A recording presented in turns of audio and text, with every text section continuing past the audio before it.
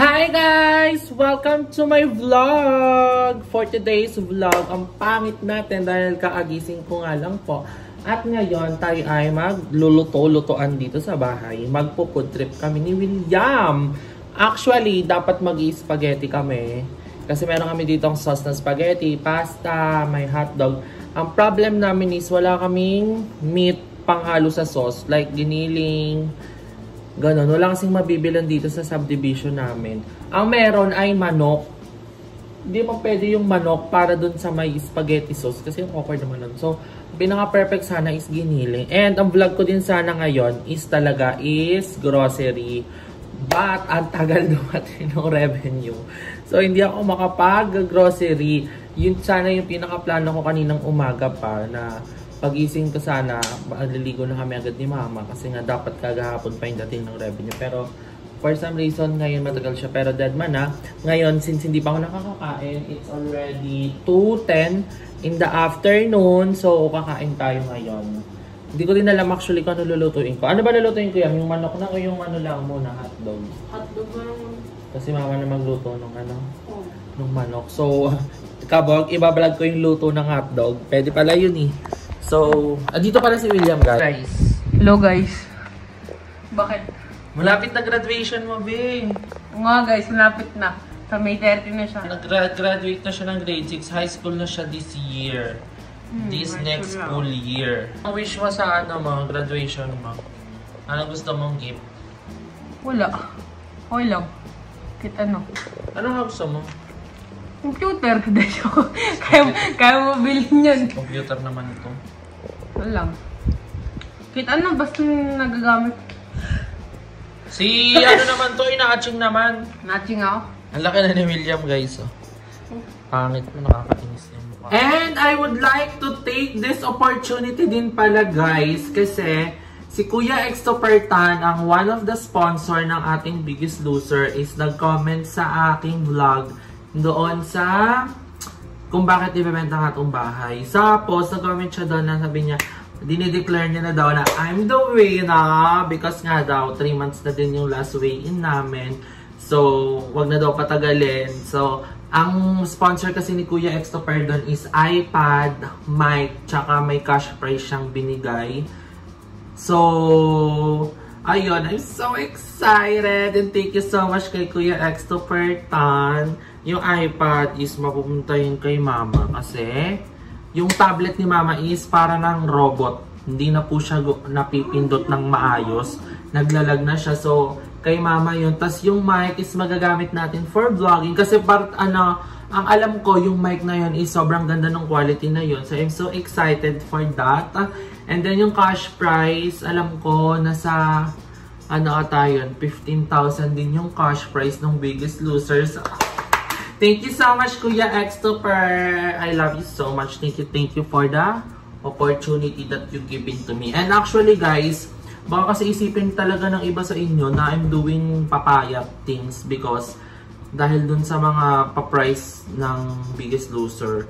To clarify lang, guys, nung nag-weigh-in kami ng Biggest Loser, nagpapayat na ako and nabawasan na yung timbang ko noon. Ang timbang ko originally kasi talaga nung sobrang taba ko pa. Uy, piling talagang pumayat na ganap na ganap.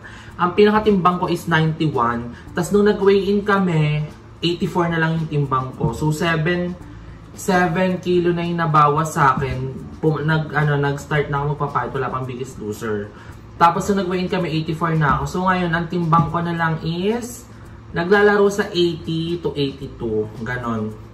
82 na yung pinakamataas ko as of the moment. Pero kapag nag-i-streak ako ulit sa diet ko ay nag-80 ako, 79, ganon. So which is I'm so happy kasi gusto ko na lang din ma-maintain yung gantong weight kasi ayoko na lang mataba. Not because naman na pero mas maganda talaga tingnan sa akin ang fit ng very light kasi katulad ng mga ganito, nasusuot ko yung mga outfit ko na ganito. Kasi dati, ang pangit ko, guys, yung tipong paano ko nasabing kinaya ko na maglabas-labas ng ganun ang itsura at face naman ng isang GM. So, ayun. Malakas lang para talaga yung loob ko dati. Pero natatawa ako every time na pinapanood ko yung mga videos ko or mga photos ko dito sa phone ko. Natatawa ko sa itsura ko. Mukha akong tomboy na ang tigas ng buhok. Basta ang pangit ko talaga, guys. So, I'm so thankful na ayan, nagpapayat tayo because gusto ko. Not because ano. Siguro pangatlo na lang sa reason yung mga ano, yung mga pa-premium ng mga Fairy Godmother. So, thank you so much sa mga Fairy Godmother na mga nag-sponsor doon. Actually, hindi ko kasi sure. Pero ang isa sa mga alam kong sponsor din doon is si si Ate Queen Kali. So, ayun. Dami kong sinasabi. Magluluto muna ako, guys, ng aming food trip ni William ngayong hapon. Ito ang state ng body natin today. Looking good! Feeling fresh! Charay. Wala pala akong break. Pangabangat yung nota. Anyway, so ito yung update sa ating body. Nahilig ako ngayon sa mga double lining na Mera top. I love it. Meron ako itong white, blue, gray. Ano pa ba? Basta iba-iba. I'm so happy sa na-achieve ng aking katawan. So ito yung isa sa mga achievement ko this year. Sana dumami pa achievement natin ngayong year. Sayaw-saya ako. Nabali ako. Itim ng kilikili mo, B. Kuskus mo yan. Ligo ba? Tingin ako. Angat mo. Maya naman sa'yo eh. Itim na itim sa'yo. Mas itim yung sa'yo, B. Mas maitim sa'yo, daming buhok. Hindi ah. Maitim na ang buhok, maitim ba yung likili mo? Hindi ah. Mag-ahit ka ng likili mo, makikita natin. Tingin na sa'yo, boy. Ayan, kinukuskus dapat yan ang Joy. Anong Joy? Para tanggal yung mga sebo. Lagi niya sa YouTube yan. So, let's cook! Hotdog lang naman ang lulutuin ko dito. Atake ko din talaga, magiging chef tayo for today's video. At si William, siya ay ang aking, ano bang tawag sa kanya? King.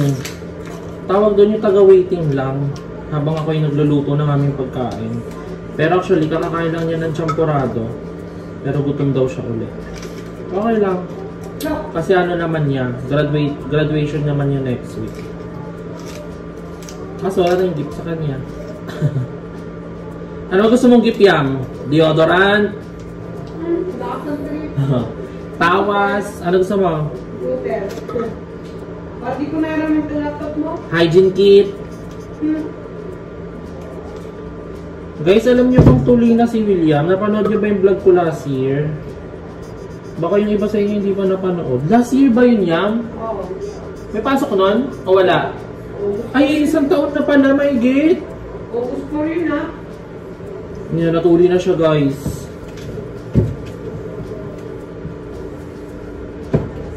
Kasi gagawa na siya ng pamilya. Tiyan na. Give lang! So, lulutuin ko muna una is egg. I love sunny side up egg. I love the ano, yung kulay dilaw, yung yolk niya. It's giving deliciousness. Tapos yung medyo ilaw. Hindi naman yung super raw, pero medium rare. Xena steak to. And guess what, guys? Wala na durog. Bakit durog to? Inalog-alog mo to na. Okay. Why durog?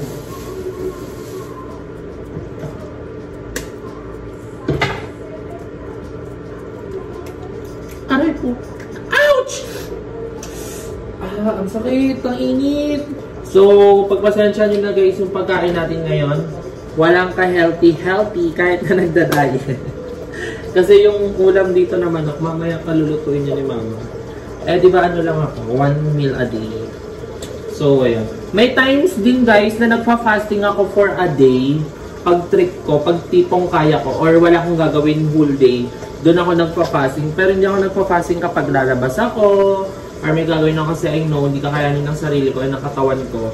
And maraming salamat, nakaka-appreciate ng pagpapapayat ko pala. And may mga nag-comment na na-i-inspire daw sila sa pagpapapayat ko. And I'm so thankful. Hindi lang ako makapagbigay ng advice sa inyo guys kasi syempre iba pa din kapag sa professional kayo nagpa-check ng inyong diet plan or kung anong effective ba sa inyo kasi maybe yung ginagawa kong diet is effective sa akin kasi hindi effective sa inyo. So, depende talaga siya. Pero ako, ang ginawa ko lang talaga is nagbawas ako ng kain ko kasi kung napapanood nyo naman dati sa mga vlog namin ng BNT, sobrang lakas ko talagang kumain. Like, legit.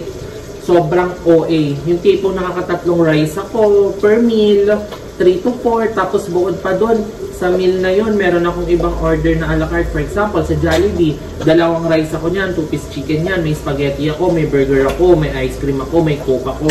Puro carbs at puro mga junk foods ang mga eksena at pakara ko sa buhay dati. Napapanood nyo naman yan sa mga vlog namin dati. Which is, ayun yung pinaka-concern nyo sa amin nung hindi pa nagpapabayat or wala pang Biggest Loser nun. So, ayun. Hanggang sa, hindi ko din alam paano pa pumasok sa utak mo itong papapayat. Kasi alam ko, nagka-crush kasi ako nun eh. So, ako, inspirasyon. Minsan talaga may magandang din yung mga crush eh. May magandang napupuntahan. Pero nung February pa yun, matagal na. So, ayun. Pero ngayon, I'm so happy kasi nasanay na din yung katawan ko ng ganun yung routine ko na hindi madami kumain. Yung tipong pag madami ako nakakain ngayon, nasusuka ako legit. Kasi naduduwal ako. Ang isa lang sa mga habit ngayon na gusto kong baguhin, ay, super love ko kasi talaga ang sweets. Lalo sa mga biscuits, sa drinks. Mahilig lang sa kape. So, isa yun sa mga gusto kong mabawasan sa pag-intake ko sa katawan ko. Kasi, alam mo naman natin, sugar is one of the source of mga fatty dito sa katawan natin. So, ayun. As much as possible, siguro, carry naman siguro mag-sweets once a day. Pero ako kasi, minsan, sobrang okay ko talaga mag-drinks ng sweets. Minsan, nakatatlong drinks ako. Minsan, coffee, tapos tea, tapos milk tea, yung ganon. So, isa yun sa mga, babaguhin ko sa aking sarili. And, tatry ko yung best ko na mag-more on water kesa sa mga ganong bagay. So, ayun lang. Yun lang naman yung ginagawa ko sa diet ko kasi may mga nagtatanong din sa akin. So, ayun. Sana nakatulong. Basta try nyo lang, mag-try lang kayo kung ano effective sa inyo and kung ano mahiyangan nyo. Pagpatuloy nyo na, huwag nyo nang baguhin kasi para din na kayo mahirapan. Basta dapat dedicated lang din talaga kayo kasi ang kalaban mo naman dito talaga is discipline. Pero ako, nalagpasan ko naman siya kasi napatunayan ko naman din yun. Tsaka ng BNT sa akin kasi kahit dati nung nagko-coffee sila sa labas, hindi talaga ako kumakain. Hindi din ako tumitikim. Kung titikiman ako isang peraso lang, tapos iinom na ako ng tubig, goods na ako. Kahit anong pilit nila sa akin, hindi nila ako mapipilit. So, ayun. Isa din sa naka-goods sa pagda-diet ko is, so, nalesan yung paggagastos ko dahil sa pagkain. So, which is good thing din. So, kaya, for example, wala akong pera ngayon, at least, hindi ako kakain. Ganon. That's nyo ba yung logic to? Kaya, super good. Guys, ang melted cheese ba, pag expired na, hindi na talaga pwedeng gamitin. Actually, bawal na talaga. Kasi magtatatlong buwan na siyang expired. Nung March 1 pa siya expired. Anong petsa na yun? Mag-June na. Sobrang tagal na. Sayang melted cheese. Ilalagay ko sana sa hotdog. I-melt ko. This is my realistic meal. Walang keme-keme pagpapanggap. So, yan ang ating meal for today. Hotdog and 2 eggs. Ang eggs ang ating protein for today's food. And I know this is unhealthy. Pero minsan lang naman. Kailan pala sa hotdog ko. Napagkataon na pa nagbablog no? So, samahan niyo akong kumain for today's video. Nakain ka ba? Kain daw siya, guys. This is teriyaki sauce. Handmade. Man-made sana sabihin ko. Guys, huwag niyong i-judge yung pagkain ko today. Please, baka i-bash niyo ako. Takot ma-bash. Sarap. Kaso gusto ko mayonnaise. Ako lang ba yung mahilig sa lahat ng mayonnaise? Yung tipong kahit anong fried na ulam, kaya kong ihalo or isawsaw ang mayonnaise. Like legit. Basta kasi mayonnaise namin, naubos ko. Sira na yan, wag na yung cheese.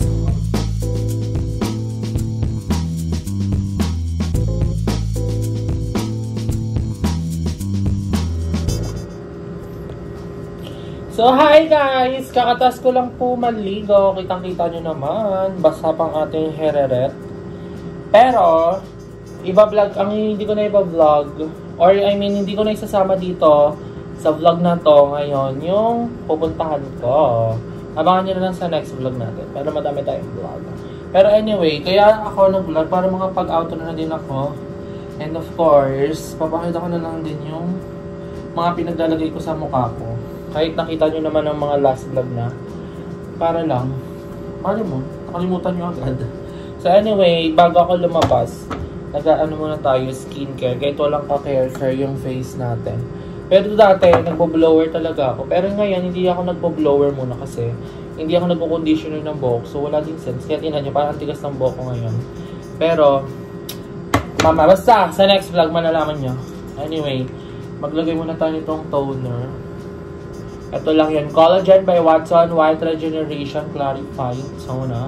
It's already 4 PM na naman. Ha? Ano? Ano pula? Ang sasawa daw kayo guys, sabi ni Mama. Hindi, mag-outro lang din ako. So anyway guys, ayun, in-update ko lang kayo sa ating Biggest Loser journey. Kasi dami din nagtatanong ng update kung may Biggest Loser pa nga daw kami ng BNT. Meron na, in-announce na nga eh. So, ayun, in-update ko lang din kayo para aware kayo. So, abangan nyo, feeling ko, ibablog ata sa BNT yun once na ibibigay na yung price. Actually, hindi ko pa din sure. Pero let us see, I'm so excited dahil marireceive natin ang iPad, ang mic, and cash prize. So, ayun, worth it naman. Pero again, yun nga, hindi ko naman to ginawa for that price lang. Pero, appreciate ko si Kuya Xtoper for doing that. Kasi it's a big help to everyone. So, win-win naman kami lahat. Kasi ang alam ko, first, may panalo yung pinakapanalo. First to second. Gets nyo ba? So, ayun. Hindi ko pa alam. So, ayun, malalaman. So, thank you so much again kay Kuya Xtoper. Ano naman yan ang pasabog na fairy godmother kapag nagla-live ang mga bayot. Yan, pasabog mo ibigay kay Ayan sa live ng $99. Tapos, ano, basta pasabog yan si Kuya Tope, nagbibigay din sa live ko. Nagpapadali din siya ng Gcash. Ayun, thank you so much, Kuya Tope. Sayang din namin siya na-meet nung pumunta siya dito sa Manila kasi nasa Palawan ata kami. Hindi eh. Kasi silimo lang na-meet niya. Hindi ko alam. Basta. Hindi ko din alam. Maabot mo nga yan yung ba? Yung blue. Hindi, alam namin. Kaso nga nag-ano kami, di ba? Nagpalawan. Ang kausap... Ayan, ang kausap niya ata si Limol lang ata or si Aye. Hindi ko sure. So, ayun. Pero ngayon, nakachat ko, pinihim ko si Kuya Tupi nakaraan. Siyempre, di ko nasasabihin ko saan kasi ayaw niya sabihin ng sockmed niya. Kaya ayun, nag-thank you din ako sa kanya personally. Kasi syempre, effort din Kuya Tope. So ayun, thank you so much Kuya Xtoper if you're watching this. Of course, feeling ko napapanood mo naman ito. So naglalagay lang tayo ng moisturizer para hindi dry yung face natin. And alam niyo ba yung kulang sa ano ko, skincare is sunscreen. O order tayo ng sunscreen. Kasi yun talaga ang pinakamahalaga dapat na step sa ano, sa mukha. Ang sunscreen para protected ka. So naubos na kasi yung sunscreen ko last month pa. Oo, nung nagdagat kami. So, ayun na naman. So, anyway guys, abangan nyo yung ating next vlog. I hope na na-enjoy nyo yung vlog natin for today. Kung na-enjoy nyo, huwag mag-like at share sa video nito. And pagpasensya nyo na yung maingay guys, or kung yun mainit kasi. So, anyway, kung na-enjoy nyo, huwag mag-like at share sa video nito. At pag-share ko din sa aking channel, George Contessa. So, abangan ba tayo sa mga next vlog natin. So, hanggang sa muli, love you all. Kami na ng mga vlog na gusto nyo gawin ko. Bye-bye!